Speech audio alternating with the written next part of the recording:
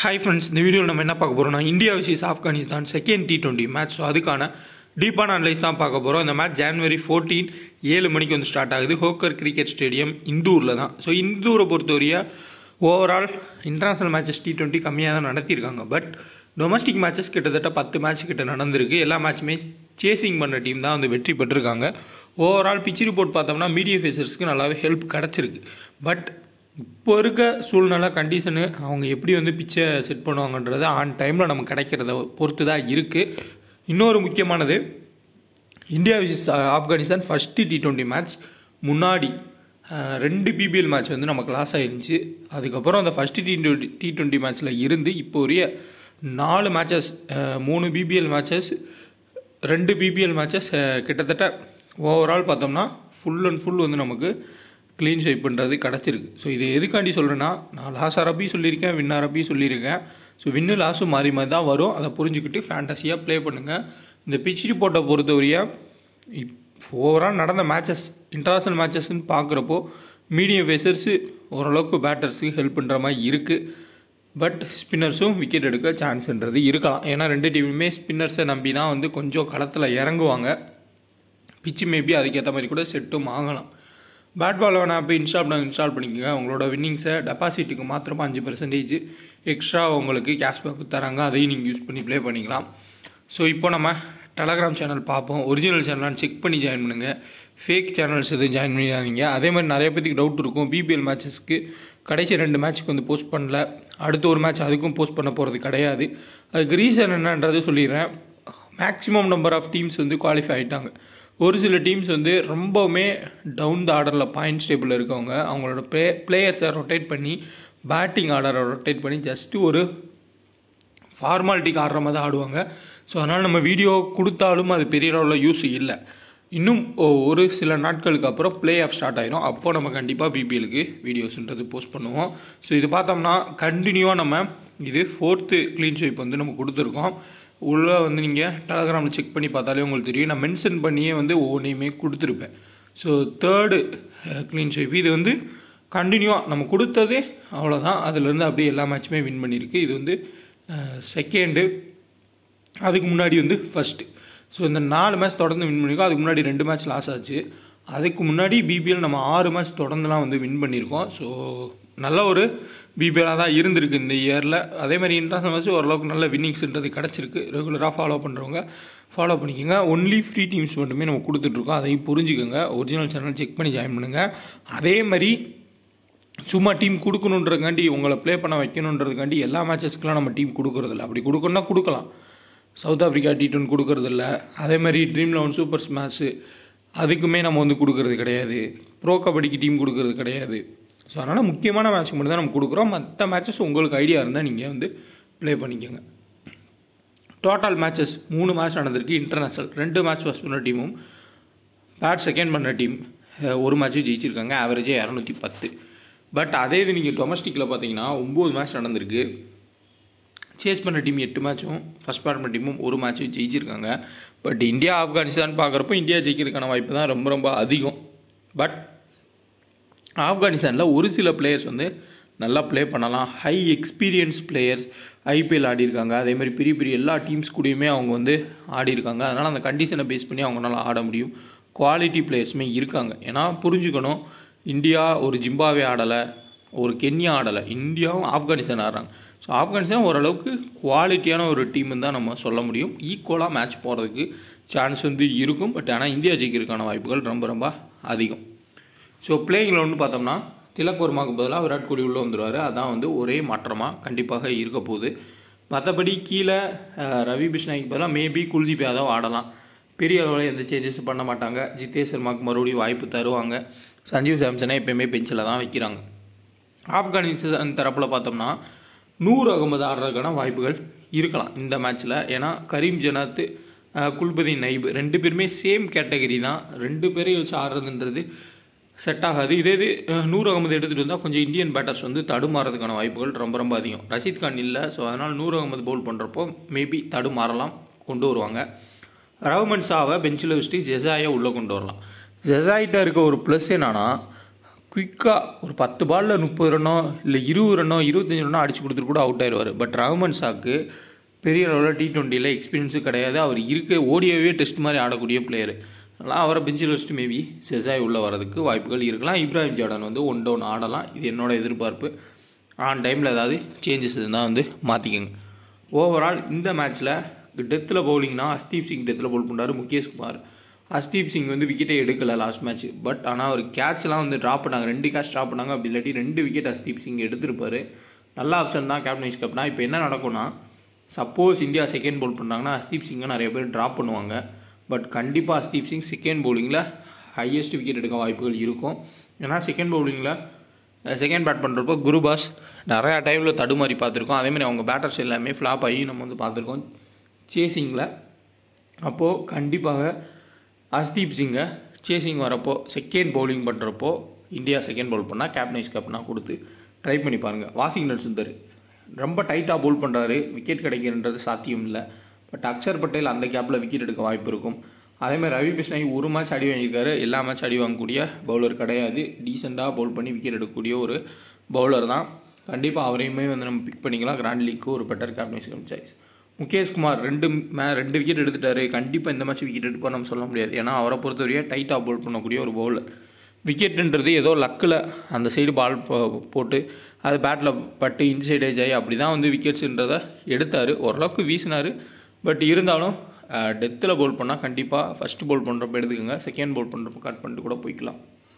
இந்த சைடில் பார்த்தீங்கன்னா உங்களுக்கு ரிஸ்க்கான பிக்ஸுன்னு நம்ம வந்து பார்க்குறப்போ கண்டிப்பாக ஜிதேஷ் சர்மா ஒரு ட்ரம்ப் கார்டு பிக். ஸோ எப்படி ஜிதேஷ் சர்மா ட்ரம்ப் கார்டு பிக்குன்னு பார்த்தோம்னா, ராகுமலா குருபாஸ். ஸோ அவரை தான் மோஸ்ட்லி 80% மேலே எடுத்திருப்பாங்க. சப்போஸ் ஒரு செகண்ட் பேட் பண்ண வரப்போ இயர்லி அவுட் ஆகிட்டார் அப்படின்னா ஜிதேஷ் சர்மா 20-30 ரன் குயிக்காக அடித்தா கூட நல்ல ஒரு ஆப்ஷனு. கிராண்ட் லீக்கில் ட்ரை பண்ணி பாருங்கள். குருபாஸை ஒரு சில டீம்ஸில் கட் பண்ணி பாருங்கள். அதேமாதிரி இந்த சைடில் பெட்டர் பிக்ஸ்னால் நபி ஓமர்ஜாய் 2 பேர் தான் வந்து வெரி குட் பிக்ஸு. டபுள் ஆப்ஷனு ஏதாவது ஒரு பெர்ஃபார்மன்ஸ் கொடுத்துருவாங்க. அதேமாதிரி ஃபஸ்ட்டு பவுல் பண்ணால் நவீன் உல்லாக்கு ஒரு பெட்டர் பிக்கு. அதேமாதிரி முஜிபுர் ரஹ்மான் நான் ஃபஸ்ட்டு மேட்ச்லேயே சொல்லியிருப்பேன், நிறைய லெஃப்ட் ஹேண்டர்ஸ் இருக்காங்க, கண்டிப்பாக விக்கெட் எடுக்க வாய்ப்பு இருக்கும்னு. அதேமாதிரி இந்த ஜிதேஷ் சர்மாவுக்கு எதிராக எந்த ஸ்பின்னர் வந்து பவுல் பண்ணாலுமே விக்கெட் எடுக்க சான்ஸ் இருக்கும். ஏன்னா அவர் எல்லா பாலுமே அடிக்க தான் போகிறாரு. அப்போ விக்கெட்டுன்றது கிடைக்கும். அதனாலேயே நம்ம ஆப்கானிஸ்தான் ஸ்பின்னர்ஸை எடுத்து வச்சுக்கலாம். ஜிதேஷ் சர்மா வரப்போ கரெக்டாக ஸ்பின்னை கொண்டு வந்து சும்மா தூக்கி போட்டாலே அடிக்க போகிறேன்ற பேரில் அவுட் ஆயிடுவார். ஸோ ரிங்கு டாப்பில் விக்கெட்ஸ் போகும்னு நீங்கள் கெஸ் பண்ணிங்கன்னா எடுத்துக்கோங்க. மற்றபடி சேஃப் ஆப்ஷனாக அந்த 4 பேட்டரு மீதி இருக்க பவுலர்ஸு. இந்த சைடு பார்த்தோம்னா நபி, ஓமர்ஜாய், அதுக்கப்புறம் ஃபஸ்ட்டு பவுல் பண்ணால் நவீன் உல்லாக்கு, முஜிபுர் ரஹ்மான். இந்த 4 பேத்துக்குள்ளே நம்ம போகலாம். 5வது பிளேயராக குருபாஸை நம்ம எடுத்துக்கலாம். இவங்களுக்குள்ளே நம்ம பிளேயர்ஸை ரொட்டேட் பண்ணி டீமை போட்டால் ஓரளவுக்கு மீடியம் சேஃபான ஒரு டீம்.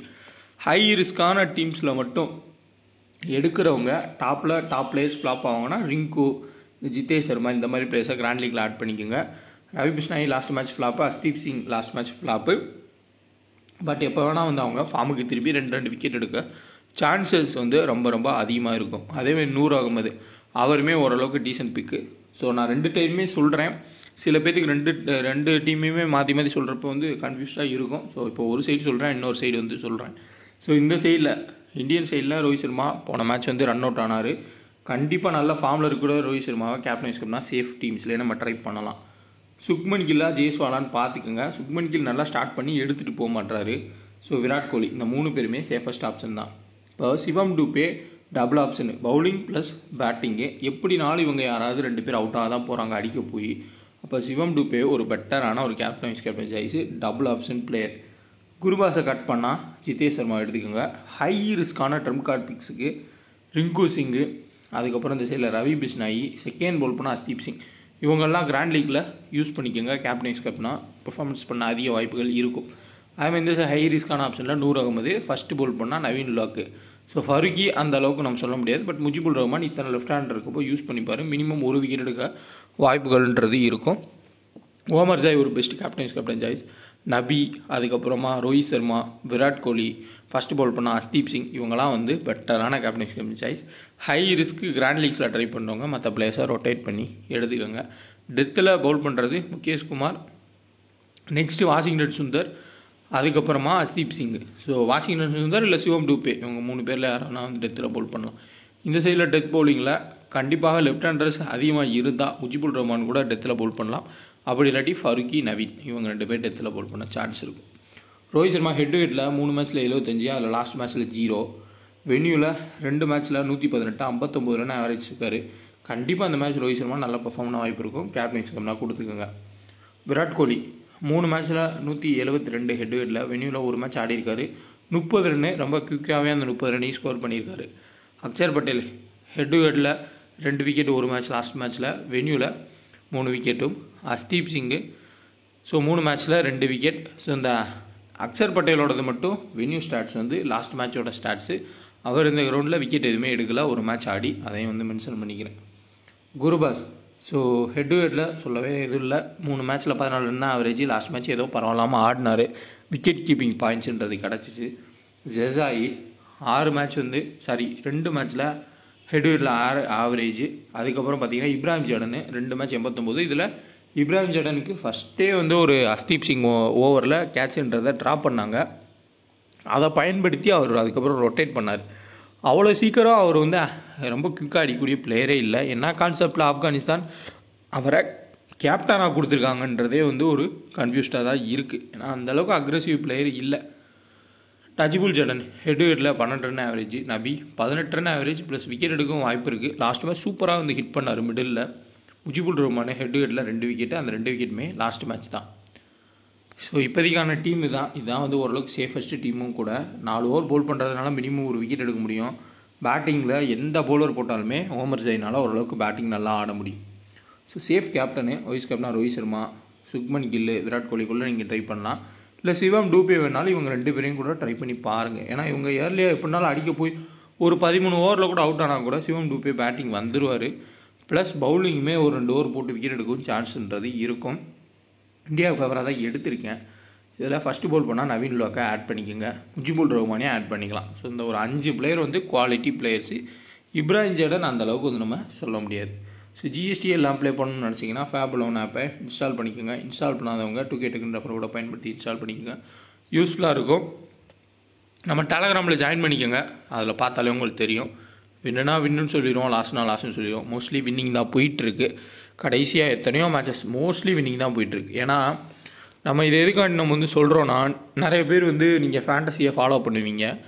ஓப்பனாகவே சொல்லலாம், பெரிய பெரிய டெலகிராம்ஸு, பெரிய பெரிய பயங்கரமாக நார்த் சைடில் இருக்க மாதிரி சேனல்ஸ்லாம் இருக்கும். கிட்டத்தட்ட ஒரு 20 மேட்ச் கண்டினியூவாக லாஸ் கூட கொடுத்துருப்பாங்க. பட் யாருமே எதுவுமே சொல்லவே மாட்டாங்க. அந்த மாதிரி தான் பெரிய பெரிய எப்படி சொல்கிறா நம்பர்ஸில் கவுண்டே பண்ண முடியாத சேனல்ஸ்லாம் அந்த மாதிரி தான் யூசர்ஸ் இது பண்ணுவாங்க. அதில் என்னென்னா, யூசர்ஸ் வின்னானா என்ன, லாஸ் ஆனால் நம்ம டீமை கொடுக்குறோம் அவ்வளோதான் போகிறோம் அப்படின்ற அந்த ஃபார்முலா யூஸ் பண்ணுறவங்க. பட் நம்ம அப்படி கிடையாது. எப்பயுமே லாஸ்னால் லாஸு, வின்னுனா வின்னு, ப்ளஸ் நான் பர்சனலாக ப்ளே பண்ணுறது தான் உங்களுக்கு கொடுக்குறேன். பட் அங்கெல்லாம் அப்படி கிடையாது. அந்த ஸ்க்ரீன்ஷாட்டை கூட ஃபேக்காக கூட ரெடி பண்ணி கூட போடுறதுக்கும் வாய்ப்புகள் இருக்கும். ஏன்னா அந்த ஃபார்முலாவை யூஸ் பண்ணி தானே இப்போ நம்ம சேனல் நேம்னே ஃபேக்கான சேனல்ஸ் டெலகிராமில் நிறைய இருக்குது. இது நிறைய எக்ஸ்பீரியன்ஸு ஃபேண்டஸியில் இருக்கவங்களுக்கு தெரியும், புதுசாக வந்தவங்களுக்கு தெரியாது. அதுக்காண்டி சொல்கிறேன். அதேமாதிரி மறுபடியும் சொல்லிடுறேன், வின்னு லாஸ் ஃபேண்டஸியில் சகஜம். ஈக்குவலாக ப்ளே பண்ணுங்கள். ஒரு மேட்சை நம்பி ஃபுல் அண்ட் ஃபுல் ப்ளே பண்ணாதீங்க. எல்லா மேட்சஸ்க்கும் உங்களால் முடிஞ்ச அளவுக்கு ஸ்ப்ளிட் பண்ணி ப்ளே பண்ணுங்கள். அந்த மேட்ச்க்குள்ளேயும் ஸ்ப்ளிட் பண்ணி ப்ளே பண்ணுங்கள். இந்த வீடியோ பற்றி லைக் பண்ணுங்கள், ஷேர் பண்ணுங்கள், மறக்காம சேனலை சப்ஸ்கிரைப் பண்ணி டெலகிராம் ஜாயின் பண்ணிக்கோங்க. இந்த பிச் ரிப்போர்ட்டை ஆன் டைமில் கிடைக்கிறப்போ நான் சொல்லிடுறேன். நான் அந்தளவுக்கு தெளிவில்லை. ஏன்னா இன்டர்நேஷ்னல் மேட்சஸ் பெரிய அளவில் நடக்காதனால அந்த கரெக்டான பிச் ரிப்போர்ட்டுன்றது இப்போ ரெகுலராக பிபிஎல் நடக்குது ஒரே கிரவுண்டில், நம்ம பிச் ரிப்போர்ட் ஓரளவு கெஸ் பண்ணி டீமை கொடுத்துடலாம். பட் இது நம்ம ஆன் டைமில் பார்க்கணும். கிராண்ட் லீக்கில் மட்டும் ரொம்ப கம்மியான பர்சன்டேஜ் பிக் பண்ண பிளேயர்ஸை ட்ரை பண்ணி பாருங்கள். எக்ஸாம்பிள் நூர் அகமது ஆடினா அவரை ட்ரை பண்ணலாம். ஃபஸ்ட்டு பால் பண்ணால் நவீன் உலாக்கை ட்ரை பண்ணலாம். அதேமாதிரி இந்த சைடில் ரிங்கு சிங்கு, ரவி பிஸ்னாயா, ஹர்ஷ்தீப் சிங், இந்த மாதிரி பிளேயர்ஸ் நீங்கள் ரொட்டேட் பண்ணி ட்ரை பண்ணலாம். சேஃபாக போகிறவங்க ஆல்ரவுண்டர்ஸ் ப்ளஸ் டாப்பில் இருக்கக்கூடிய ஸ்டார் பேட்டர்ஸ்க்கு கேப்டன்ஸ்